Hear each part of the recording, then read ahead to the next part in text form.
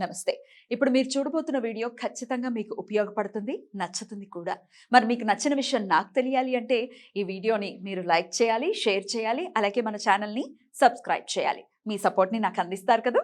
Okay, ఇప్పుడు వీడియోని start చేద్దాం. నమస్తే, వెల్కమ్ టు అవర్ ఛానల్. నేను పద్మిని. ప్రస్తుతంతో పాటు ప్రముఖ ఆధ్యాత్మికవేత్త, వాస్తు జ్యోతిష పండితులు, జ్యోతిషానంద సవ్యసాచి జీవీఎల్ఎన్ చారిల్ గారు మనతో పాటు ఉన్నారు. మాట్లాడదాం. నమస్కారం అండి. కర్మల గురించి మాట్లాడుతూ ఉన్నారండి. దృఢ కర్మ గురించి కూడా చాలా వివరంగా మాట్లాడుకున్నాం. అదృఢ కర్మ గురించి కూడా తెలుసుకోవాలి అనుకుంటున్నాను, చెప్తారా? శ్రీ గురుభ్యో నమః. ఓం నమో నారాయణి. ఇక జ్యోతిష్ శాస్త్రంలో మరుగున పడిపోయినటువంటి రెండవ కర్మ అదృఢ కర్మ. ఈ అదృఢ కర్మ వాచక కర్మల చేత మనం ఒక వ్యక్తిని అనవసరంగా తిట్టాం, దాని కర్మ అనుభవించవచ్చు. మన ఇళ్లలో గోపూజలు చేస్తుంటాం. ఈ మధ్యకాలంలో ఈ కుక్కల బదులు ఆవులను పెంచుకుంటున్నారు. మొదట్లో ముద్దుగానే ఉంటుంది, మన ఇంట్లో తిరుగుతూ మనం ఆ బెడ్రూమ్లోకి వస్తూ అవి ఉంటే బాగానే ఉంటుంది.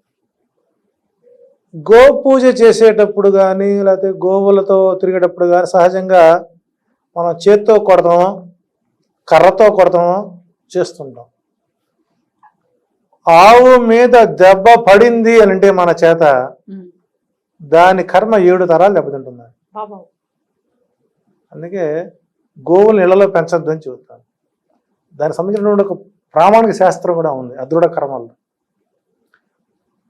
ఇక ఈ మధ్య కాలంలో సమస్యలను తట్టుకోలేక నేల విడిచి స్వాము చేసే పరిస్థితి వచ్చింది. ఎట్లాగంటే ఒక ఆయన చెబుతాడు, ఈరోజు సోమవారం ఒక మూర పూలు తీసుకుని వెళ్ళి శివునికి అలంకరించండి. కేవలం మూర మాత్రమే ఉండాలి కండిషన్. మళ్ళీ మరి మూర పూలు తీసుకెళ్ళి శివుడి మీద ఎక్కడేస్తారు చెప్పండి?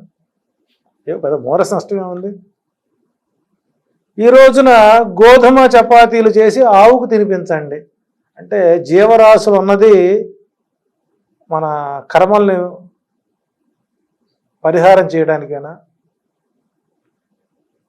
ఇట్లా ఎంతమంది ఎన్ని రొట్టెలు పెడితే ఆవులు ఇబ్బందులు పడుతున్నాయి? పెట్టకూడదా? రొట్టెలు తినకూడదా ఆవులు అని పెట్టచ్చని శాస్త్రం ఎక్కడ ఉంది? ఆవులు ఏమేమి తింటాయి? మనిషే గడ్డి తింటున్నాడు, ఆవులు తింటే తప్పే ఉంది. నేను ఒక ఆయన చెప్పాడు ఇంటర్వ్యూలో, నేను గడ్డే తింటాను అని. నేను గడ్డి తింటా, ఆ గడ్డి కూడా వెజిటబుల్ లేను అని ఒక ఆయన చెప్పుకొచ్చారు. అంటే ఇక్కడ ఈ మధ్యకాలంలో సోషల్ మీడియాలో వచ్చినటువంటి ప్రతి పరిహారం చేసుకుని చివరికి ఫలితాలు రాక విసికి వేసారిపోయిన వాళ్ళు చాలామంది ఉంటారు. అంటే వీళ్ళందరూ ఎవరంటే అదృఢ కర్మలకు చెందిన వారు సమస్యలను తట్టుకోలేక ఏదో ఒక రూపంలో యాగమో ఆగమో తపమో జపమో దానమో చేసి చిన్న చిన్న పరిహారాలు చేసుకొని చివరికి సమస్యలు పరిష్కారం కాలేదు అని నిస్తేజమయ్యే వాళ్ళందరూ కూడా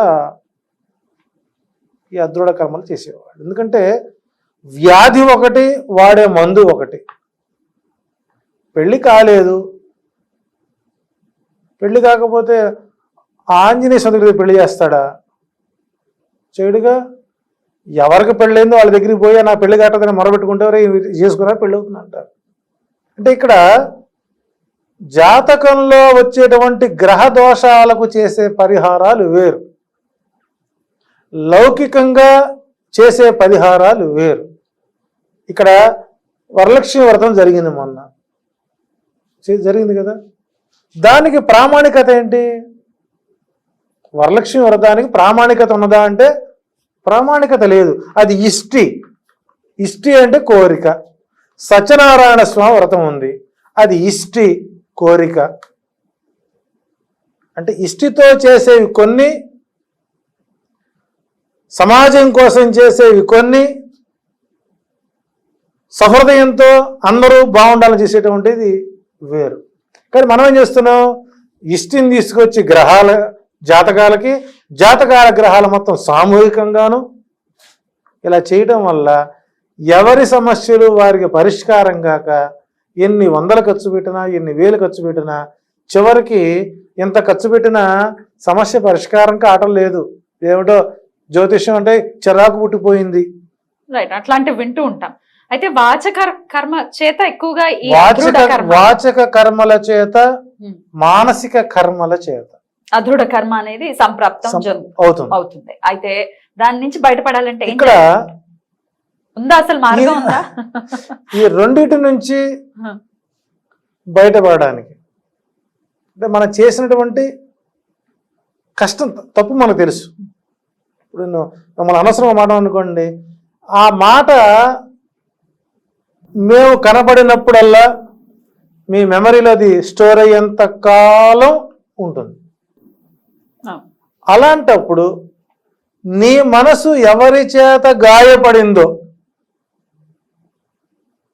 వారితో కూర్చొని విధి విధానంగా నీ ఇలా జరిగింది, నీ ఇలా అన్నాను, ఇలా జరిగింది అని అపాలజీ చెప్పుకోవడం ఒక పెద్ద పరిహారం. లేదు ప్రాక్టికల్ పరిహారం. లేదు నీకంత ఈగో అడ్డం వచ్చింది, వారి పేరుతో భగవంతుడి దగ్గరికి వెళ్ళి తెలుసో తెలియకో ఒళ్ళు మదం ఎక్కువ పొగరెక్కువ నేను మాట అన్నాను, ఆ మాట ద్వారా అవతల వారు మానసిక కర్మను అనుభవిస్తున్నారు, ఆ కర్మ యొక్క ఫలితాన్ని తగ్గించి నా ద్వారా మరలా ఆ వ్యక్తికి ఎటువంటి ఇబ్బంది కలగకుండా వారి కర్మలో నాకు రాకుండా ప్రార్థించడం అనేది రెండవ పరిహారం. ఈ రెండూ చేయలేని వారు చేయాల్సింది ఏంటంటే నల్ల మినువులతో గారెలు చేసి, అందులో మళ్ళా మనం బ్రాండెడ్ మినువులు కాదు, ప్రాక్టికల్ గా చేసుకునేటటువంటి రెమెడీ కూడా చెప్పారు, ఈ రెమెడీ కూడా చెప్పారు. ముందు మనల్ని మనం మార్చుకుని ఈ అదృఢ కర్మ నుంచి బయటపడాలి. ఇక్కడ కర్మ అంటే మన భావంలో దోషం అని కాదండి, మనం చేసేటువంటి పని. అవును, కర్మ అంటే ఏంటి? పని. ఇప్పుడు మనం చేసేది వాచక కర్మే. మనం ఇంత కంటెంట్ ఇస్తున్నాం, ఇంత సబ్జెక్ట్ చదువుతున్నాం, వినకపోవడం వాళ్ళ కర్మ, తెలుసుకొని ఆచరించకపోవడం వాళ్ళ కర్మ. ఇప్పుడు ఈ కర్మలు కూడా ఆచరించాలా వద్దా అనేది కూడా కర్మే. సో కాబట్టి కర్మ అనేటువంటిది ఆవు దూడతో మనం పోల్చుకోవచ్చు. Right right. Thank you so much అండి. నమస్తే.